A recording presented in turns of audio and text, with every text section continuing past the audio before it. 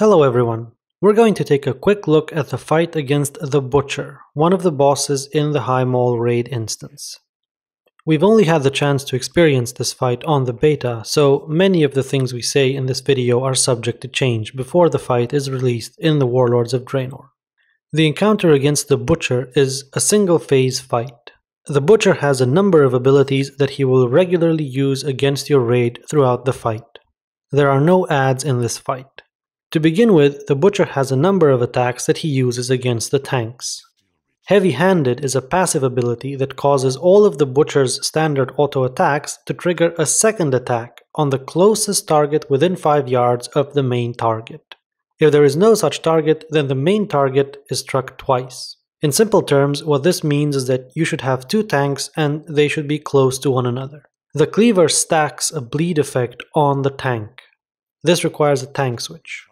The Tenderizer deals significant physical damage to the tank and applies a debuff that causes subsequent Tenderizer attacks to deal more damage. In addition to these attacks, which are the primary concern of the tanks, the Butcher also has one other important ability. He will regularly cast Cleave on the largest group of players that is located in his melee range.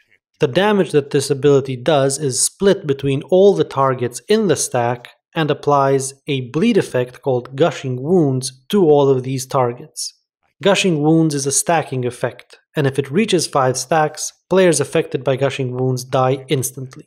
The strategy needed to deal with this ability is relatively straightforward. Your raid should have 2 groups of an equal number of players located most likely on opposite sides of the Butcher in his melee range.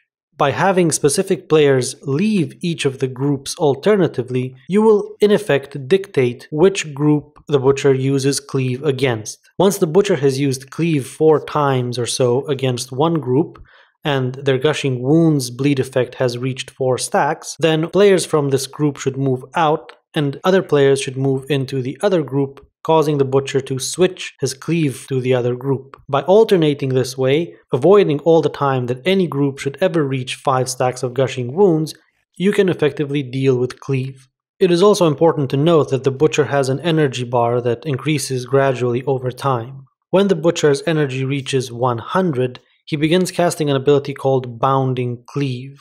As soon as he reaches 100 energy, he knocks all players in the raid back, and then a few seconds later, he charges to a group of players at range, cleaving them.